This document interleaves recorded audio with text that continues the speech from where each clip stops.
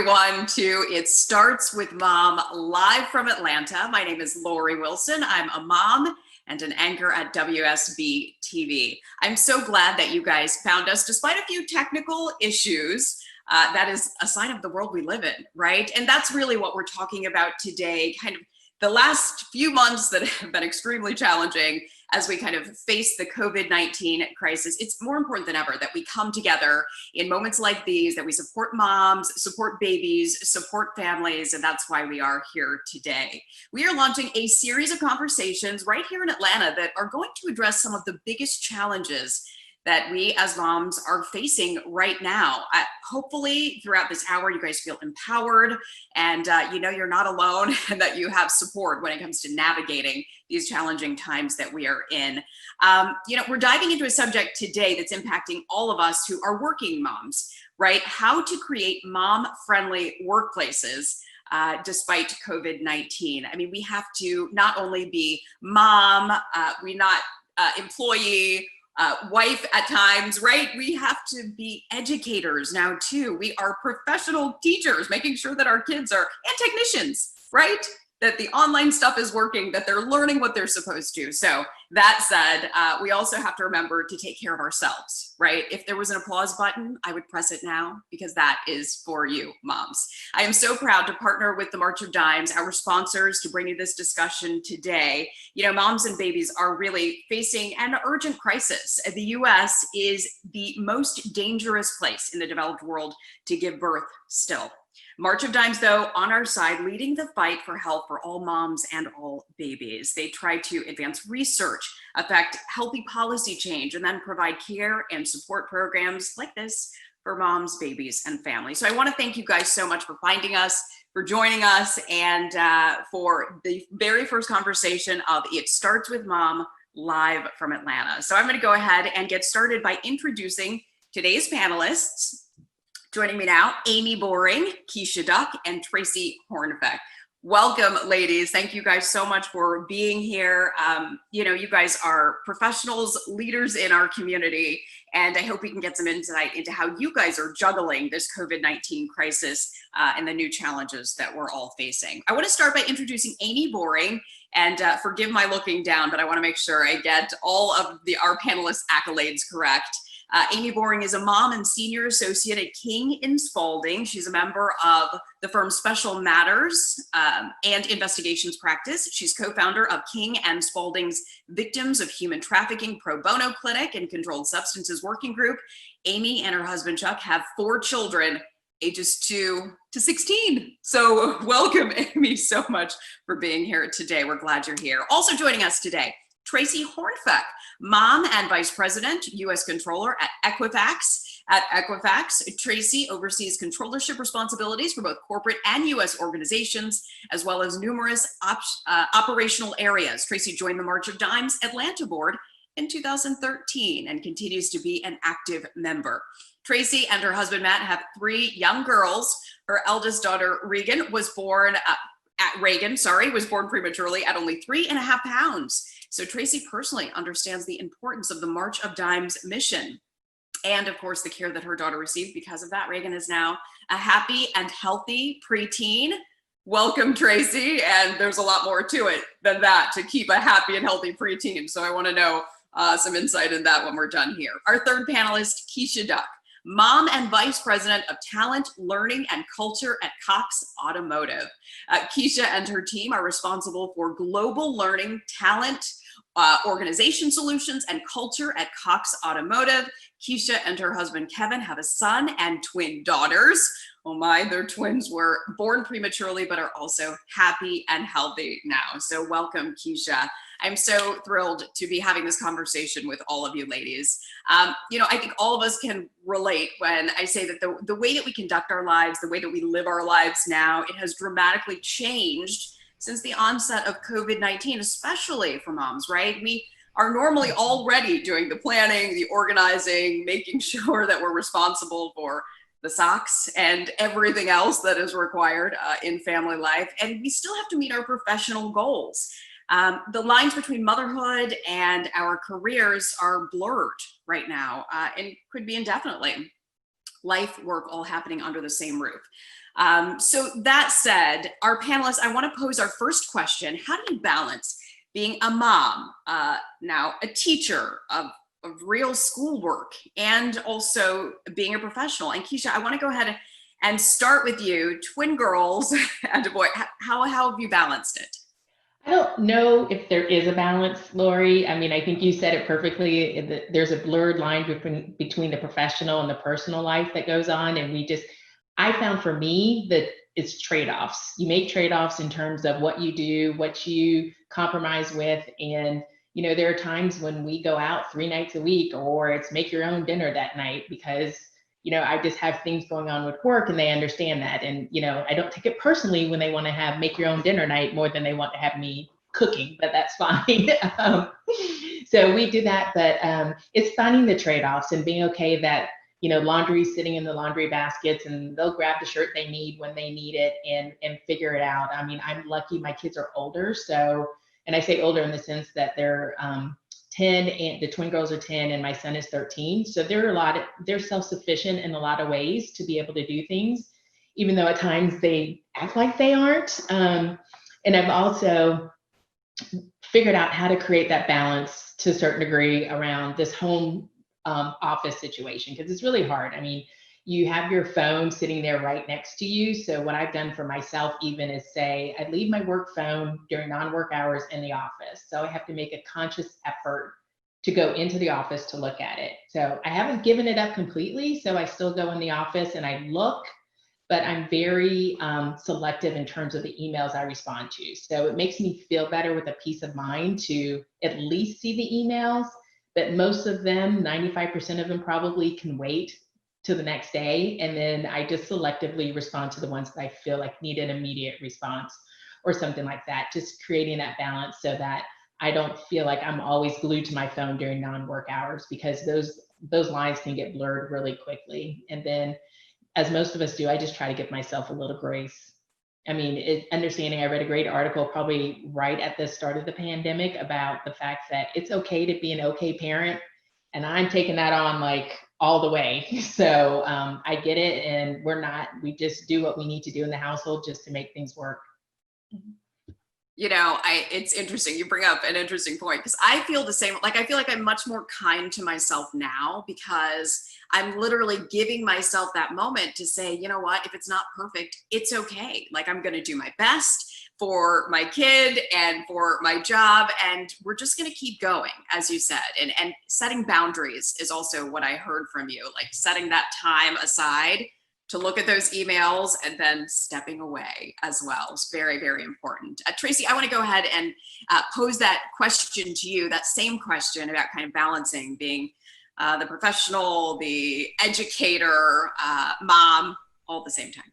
Yeah, it's a great question, and one that I solve for like a period of time. And then, I continue to adjust and readjust as life circumstances and facts change. But I'd say the number one thing that we do is I have a calendar and lots of communication with my husband and my girls.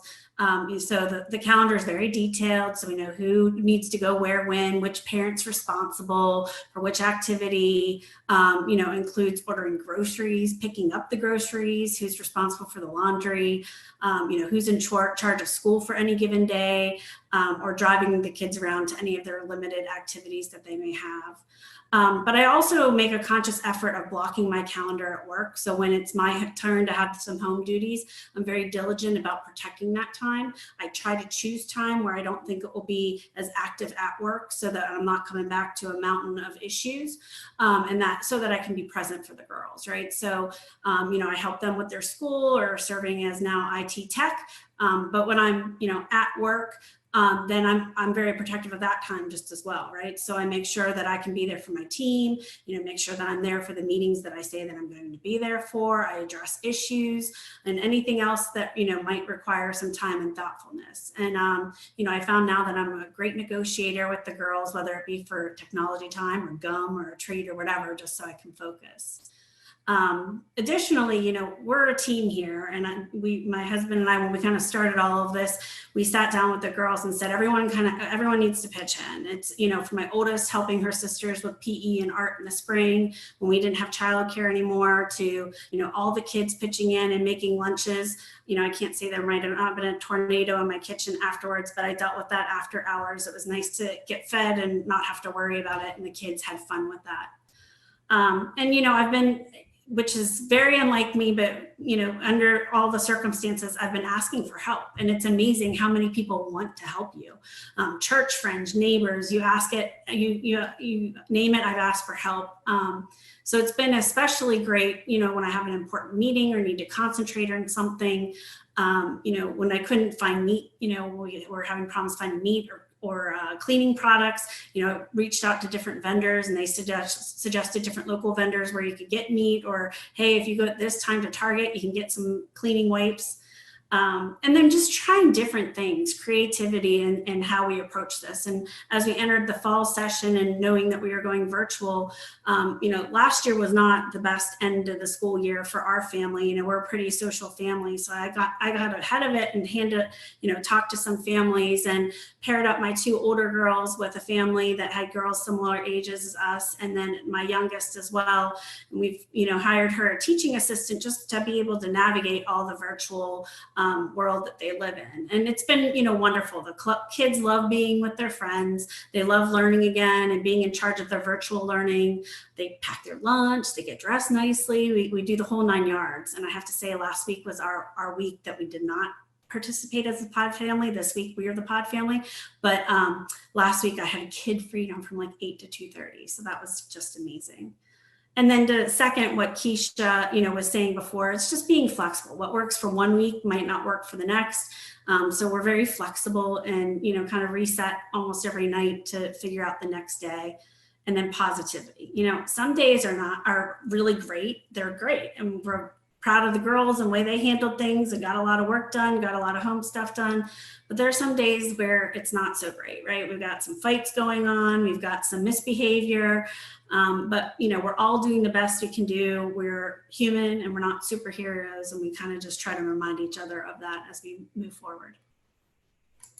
So true. Thank you so much. Yeah. And you know, it's interesting because you said, look, we got the family together and said, everybody has to do their part. Like everybody's got to help. And I think that is something that all of us have had to do, right? To look for that village that you used to say, it takes a village to raise a child. And especially in these times, it does. Yeah. We've definitely reached out to our village. That is for sure. Absolutely. And for those of you who may be watching right now, you know, think of who are those, you know, close family friends or maybe neighbors that you haven't had a chance to reach out to yet, and pull them on your team in your village so that you can get the support that you need, because we all need it. And I want to go ahead and bring in our last panelist, Amy, for this particular question. Again, you've got kids ages 2 to 16. How are you managing, juggling, doing all of these things, Mom? Yeah, so we have a 16-year-old who's a junior, a 13-year-old who's an 8th grader, a 4-year-old who's in pre-K, and a 2-year-old who thinks she's in pre-K. And they're all doing virtual school. This is our 4th week. We're in the Marietta City School District. And similar to what Keisha was saying, I think a while ago, I realized there's no daily balance that exists. And I gave myself permission to just not strive for that. And just to know that some days I'm going to knock it out of the park as a professional. Some days I'll knock it out of the park as a mom, and I will never knock it out of the park as an instructor. And so I've accepted that. So, you know, prior to the pandemic, my oldest 2 were in school, and my in-laws were our after-school care and ran them to all their extracurriculars. We have like a patchwork with all these different ages. You have like a patchwork of childcare, right? So the younger 2 were in daycare, and then we had part-time nanny who would pick them up in the afternoon.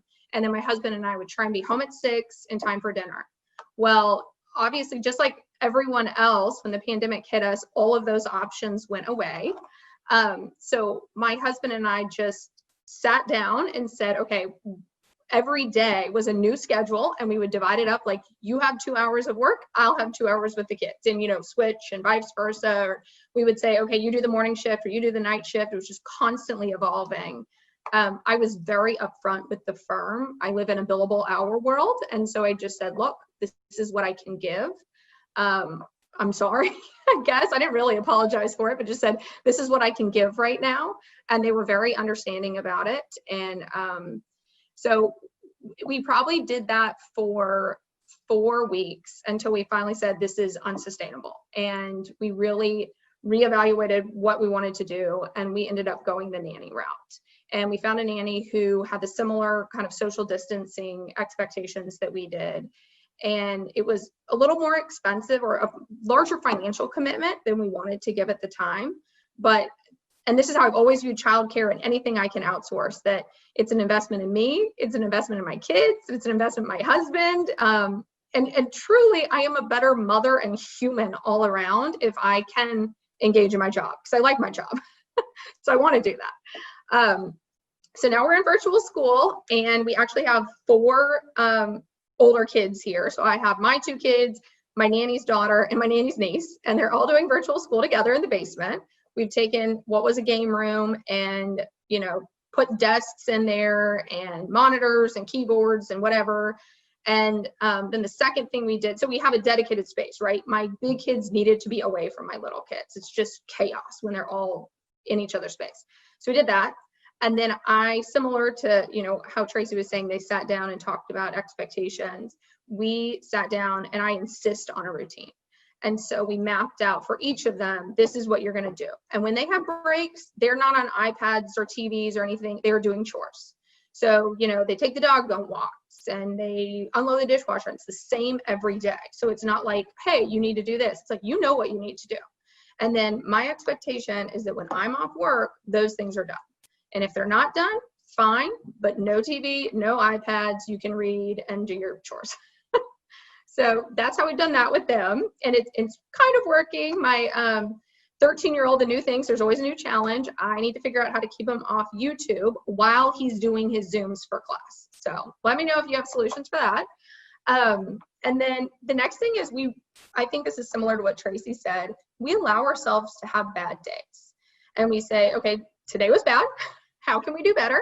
And we move on. We don't harp on it. We just keep going. And then the last thing I'll say is that I'm constantly checking myself and reminding myself to lower my expectations of myself and be okay, like Keisha said, with trade-offs, but then also to prioritize, kind of like we're constantly triaging, right? And my husband is very much a part of that. So it's not just me who's constantly triaging. He's a part of the conversation. I'm an external processor, so I'm making him listen to this all anyway. And then we're kind of evaluating, you know, who's going to handle this, who's going to handle that. And for us, we've actually, like, he's responsible for the older kids. I'm responsible for the younger kids. Because it was one of those things like, one person needs to check all these emails. So that's kind of how we've conquered and divided on a grander scale. But obviously it's a conversation we're having daily, if not multiple times a day. Gosh. And you touched on it a little bit, Amy. When it comes to your work, right, your firm, King & Spalding, you're in a billable world. But talk to me about how you kind of advocated for yourself in your workplace, and then how they kind of responded to help you as you're dealing with COVID-19 and being the caregiver to 4 children. Sure. So I think it's pretty basic. It's all about communication, right? It's about overly communicating, quite frankly. It's about setting expectations and advocating for yourself constantly. So over the years, I will say I've kind of become a veteran of this. I've had a lot of unfortunate circumstances happen. Like I had my mom die while I was working at King & Spalding. And so I've gotten good at some really awkward conversations where you have to kind of be vulnerable and say, hey, this is what's going on with me. I need this space, kind of thing. And my constant message to myself and everyone at the office is, you have to advocate for yourself, and the firm can't read your mind, right? They can't help you. They can't be humane. Like, they can't express their humanity unless you give them the opportunity to do that. And, so I'm at the firm, I'm co-leading a parenting group for one of our practice groups. And it all started in this crazy, like, we have no childcare and we're working from home mess. And one of the constant things I'm hearing from that is, someone doesn't understand that it's not easy for me to log in at noon because I'm fixing lunch for like 500 kids or whatever it is. And 9 times out of 10, when I ask them if they've communicated that directly and clearly to someone, they haven't. Or they've kind of hinted at it and hoped someone read between the lines. And it's like, no, you need to communicate clearly and then be unapologetic about it, because as long as you're being reasonable with your requests, right? So I just, again, I think you have to communicate, you have to do it clearly, and you have to let them rise to the challenge. And I've never regretted telling someone, hey, this is what's going on in my life. I think that given the chance, my team has supported me, the firm has supported me. I will say the trade-off is they know I'm responsive and they know I'm invested and they know I care. So it's not like I'm trying to shirk my duties. I just can't be there at that moment, and they know it, and they know I'll respond, and they know I'll get to it. So it's a mutual kind of trust and give and take, but it's really all about communication. Yes, some great advice there, Amy. Thank you so much for that. I think that is something that has been the result of COVID-19, right? All of us have kind of stepped into our mama bear roles in a different way, right? Because the ultimate that we know is family is priority. Our kids, Right. That's priority.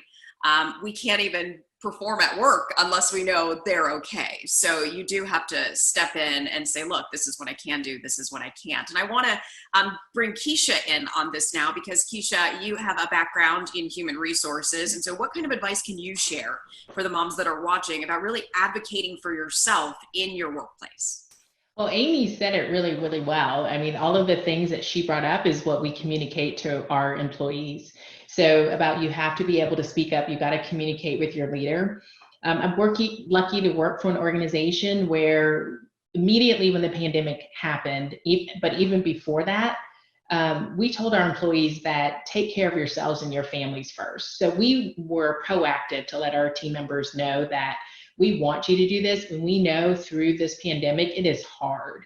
I mean, it's just a lot going on. And then you add other things that have happened in the society around the social unrest and injustice on top of that, and the feelings of being isolated at home. You're normally in the hallways with your coworkers having conversations that create a release that doesn't happen anymore. So we told our employees, we want you all to understand that you need to take care of yourselves and your families first. And through that process, we encourage the communication that Amy talked about, where you need to talk to your manager or your first line supervisor, because they don't know and they don't have the opportunity unless you talk to them to be able to stand up and help you. But we also advocate for them to bring solutions, because if you look to the manager to bring a solution, it may not be the one that you want or that you need. So we encourage them to say, if you're going to have a situation where you need the flexibility, then bring a solution to it, and then be flexible with what resolution you both come to. Because at the end of the day, you still have to be able to, like Amy said, be able to perform and do your job well, and the company has to move forward. So it's about, how do you figure out to create the right solution for you and that team to be able to do the things that you need to do personally and not impact yourself professionally. And we also encourage our managers, through what we've established with networks and connecting with each other around, talk to each other about best practices, that you can do with your fellow peers as leaders, right? Because you're trying to solve this for your team and not realize the leader that sits in your own organization has found a solution that may work for you also. So we're working to create networks. We've got leadership series that we call Creating Your Balance, where employee leaders can connect with each other and get best practices and information about how they can support their employees, not only during this pandemic, but just how do you support employees who work virtually as well. So we encourage everyone to share their voice, but we're also very proactive in terms of saying that we expect you to put your families first and put yourself first, and then we go from there. I love that. Two really good takeaways from both Amy and Keisha. Communicate. Don't expect people to read your mind as to what you need. And then also, when you do have a problem, come with a solution. Really good advice there. A lot of companies are heeding the call right now that moms need support in order to make the adjustments that they need in order to be able to take care of their families as well as themselves professionally. I want to, Tracy, bring you in on this. So can you share how Equifax has changed or even supports you while you're working from home with the kids? Yeah, so for Equifax, it's really been a leadership top-down approach, encouraging, all the employees to work with their managers and with HR about juggling the virtual learning, childcare, and work. So again, it's what everyone's been saying. It's all about having that open communication.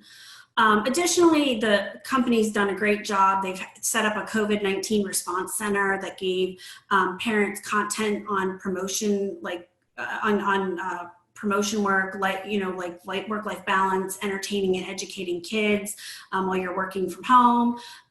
There was also some corporate sponsored webinars that they've conducted with working parents, and then that was kicked off by one of the presidents and one of the business units, as well as they even did like a virtual story time for the children of one of the business units as well for the early morning nap. So people have been really creative. Additionally, we, like every other large company, we have employee networks that have been created, and one of them kind of stands out in my head, the Women Inspiring Solutions at Equifax. It was a group of IT women that have various circles, but the one focused on parenting towards the pandemic, and that was just really great and creative and had a lot of different ideas of ways that people could handle things. And then last but not least, Equifax offered an employee appreciation day. And when this all started, people were working 24/7. I remember the day that I started working from home, March 18th, I think it was. And, all of a sudden it was like, oh, wow, no childcare, no anything, right? Like life is just, we're teaching, I'm working, and we're supposed to get this all done in 24 hours, right? And the company did a great job. They knew that burnout was going to strike, and they got ahead of it, and they gave everyone a day off that we're required to use by the end of May. So it really forced people to disconnect and use that day and be able to focus on family or go on a hike. I mean, there wasn't anywhere you could really go, but go on a hike, go outside, walk the dog, sleep in, watch Netflix, whatever you wanted to do. But it was really great, and people appreciated it. Thank you, Tracy. Yeah, I know that at my station too, they did that for the reporters and producers. They went on a 4-day work week and 3 days off, not only for the mental refreshment of it, but also because, our reporters were out in the field. So you want to make sure to limit exposure in that way. So for a lot of people that worked at the station, I know they said that was really appreciated as well. And it's just one of the ways that corporate America is working to try to help moms help themselves and their families. We talk about school. Today is a school day, and schools are always changing their plans. I know that we've been covering how different districts have said we're going to be virtual, we're going to be in person, okay, we're going to be half and half. It's always changing. So I want to go ahead, Amy, and get back to you. How are you and King and Spalding working together to kind of address the future uncertainty? I mean, we don't know how long this is going to last or what sort of evolution education is going to take.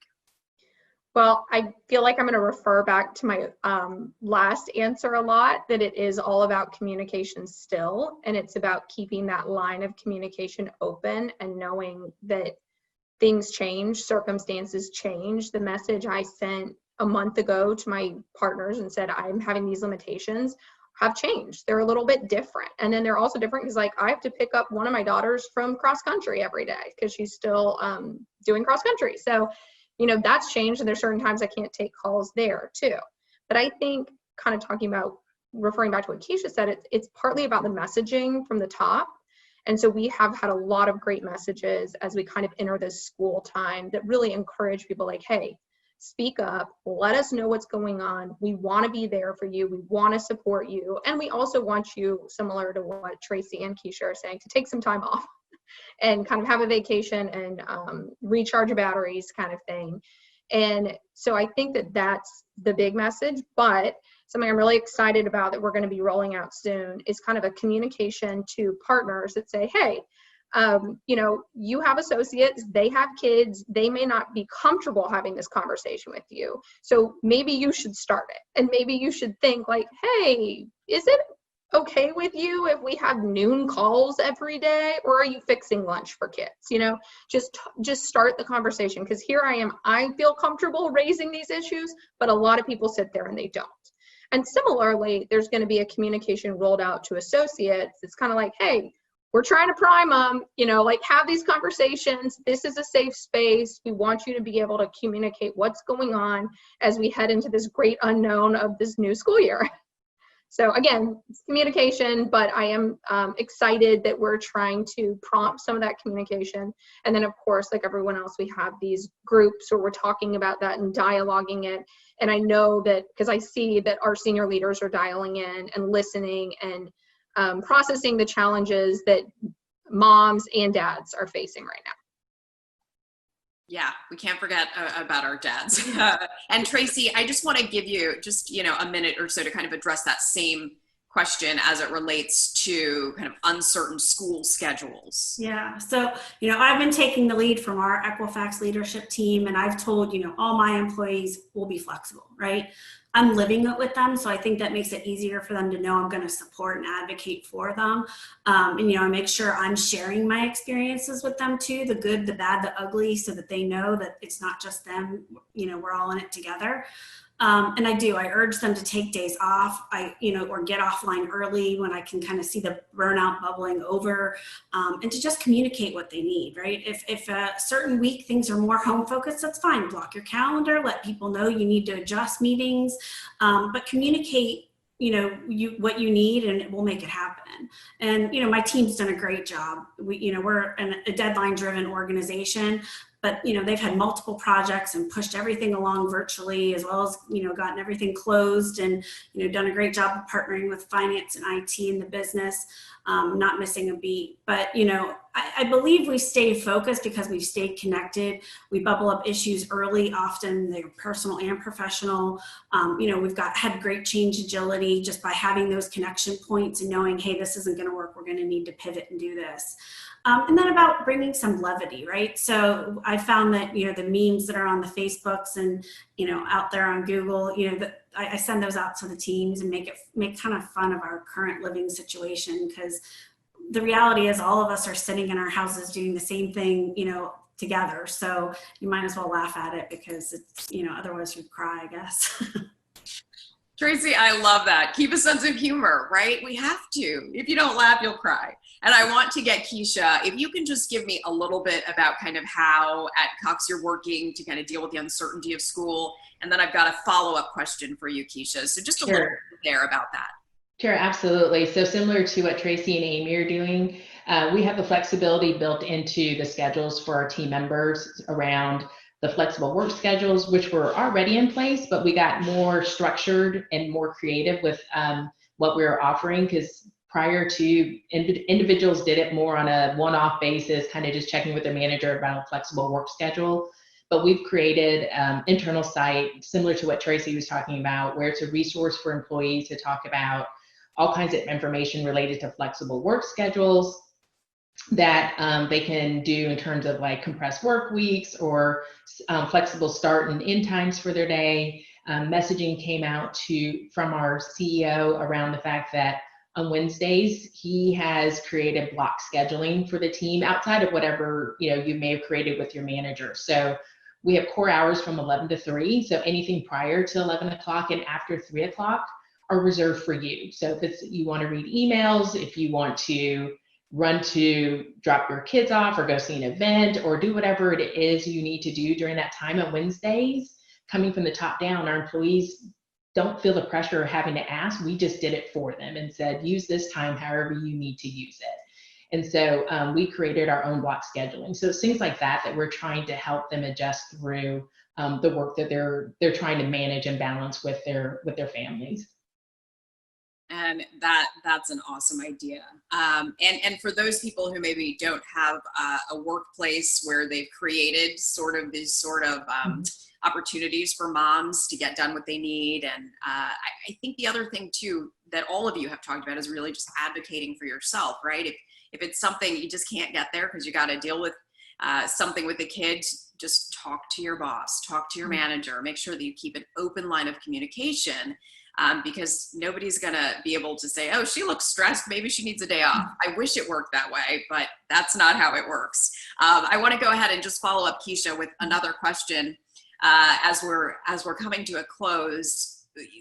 It's important to make sure that in our job spaces, in our workplace, that we have people that do understand what it is that we need and that we communicate that effectively. One of the things that often gets overlooked is our own self-care, right? We're always last on the list. We've always been last on the list as moms. So I want to read you a quick quote from Michelle Obama, who said, to be a good parent, you need to take care of yourself so that you can have the physical and emotional energy to take care of your family. Amen. Right? We all agree with that. We do better when we take care of ourselves for everyone else in our circle. For this next question, though, I want to hear from everybody, but I'm going to start with you, Keisha. What's your favorite thing to do just for you right now? And tell us a little about how taking that time for yourself really helps. So a lot of the things that I used to do previously, like going to get my nails done, which was quiet time for me, or going to the spa, just don't happen anymore with the pandemic. So I do miss those. But thankfully, been able to come up with other things that work. So primarily, I don't know if other people are doing this, Amy and Tracy, or even you, Lori, we do drinks in the driveway. And my neighborhood friends get together, or just my girlfriends, and we socially distance, but we're just in the driveway and spending an evening outside just talking and enjoying each other's company and having a good time. And it's so relaxing just to step away. And if the kids are outside playing, that's great, but my husband knows, like, that's my time with the conversation with my friends.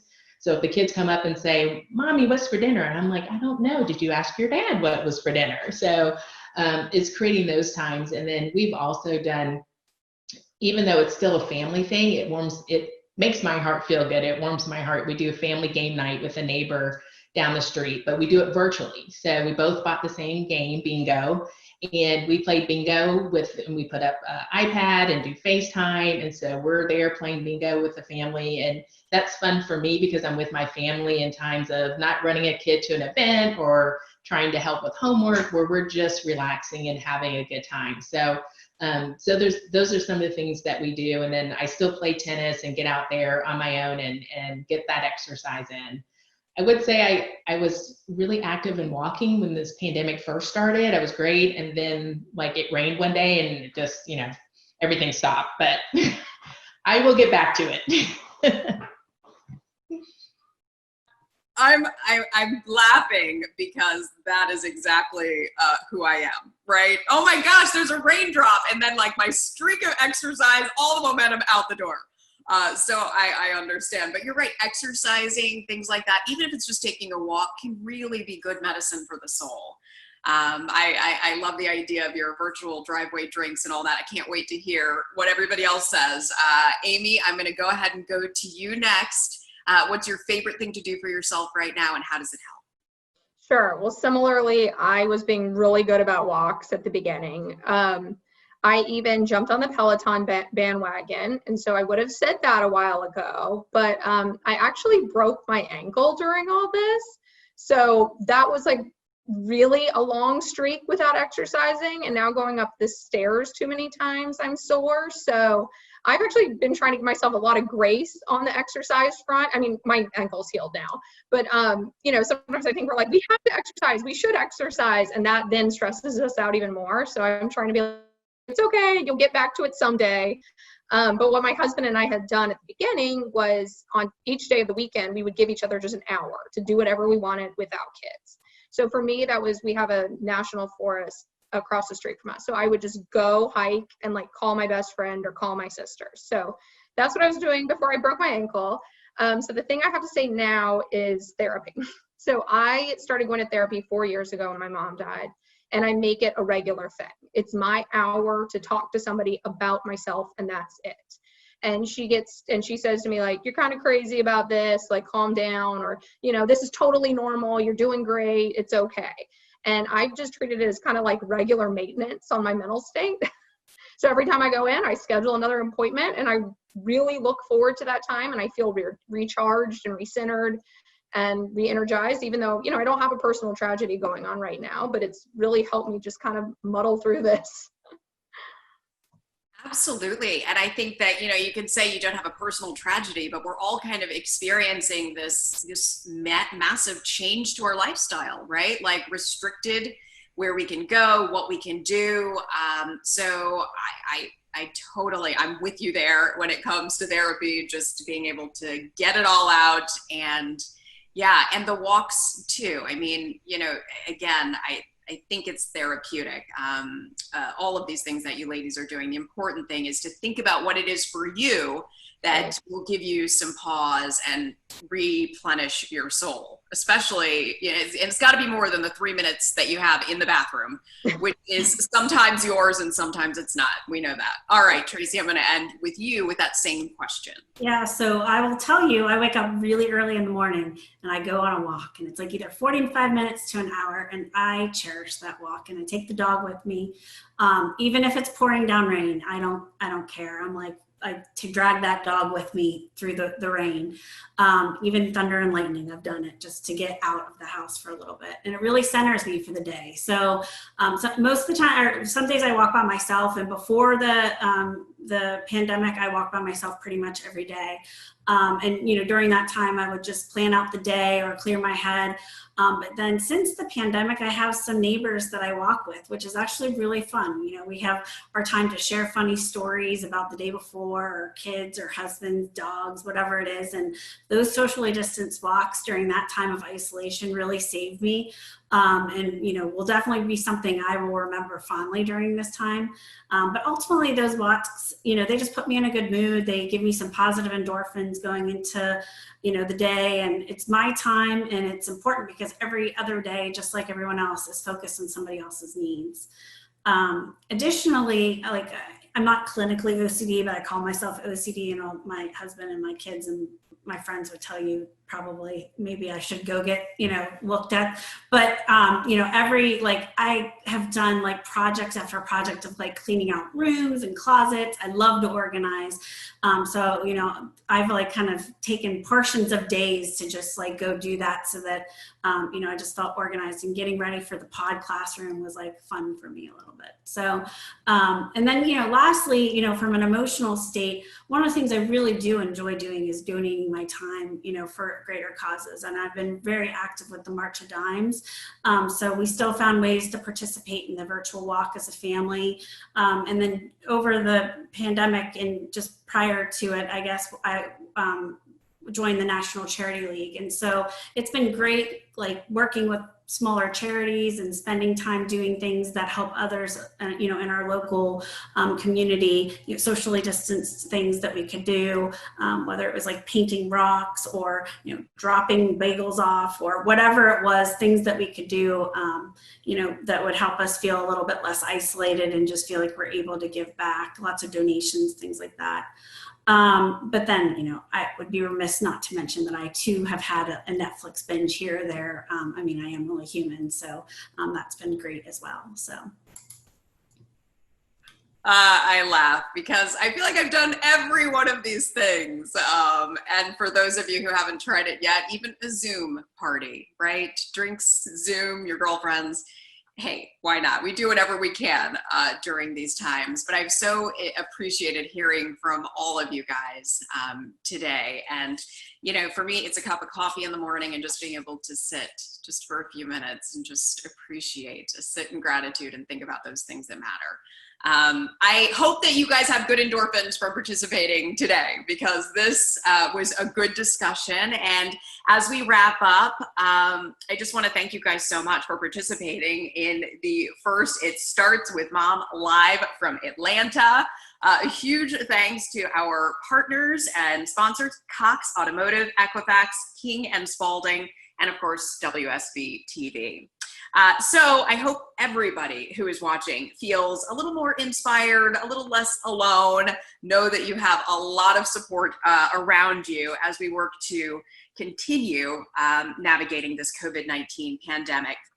I want to remind you guys too, March of Dimes always there for you as they continue to fight for healthy moms and babies. Our next It Starts with Mom Live from Atlanta panel. We're going to be tackling the subject of talking to your children about race. So that's something that you want to put down in your calendar right now, October 21st. I invite you to visit itstartswithmom.org for more information, for more resources, and more support. From all of us here, we just want to thank you guys. You guys have been incredible. Thanks for joining us today. Please, if you enjoyed this broadcast, if you have some friends that you think could benefit from the discussion that happened today, please share alike, and we'll see you again on October 21st. Thanks for being here with It Starts with Mom, live from Atlanta. We'll see you guys next time.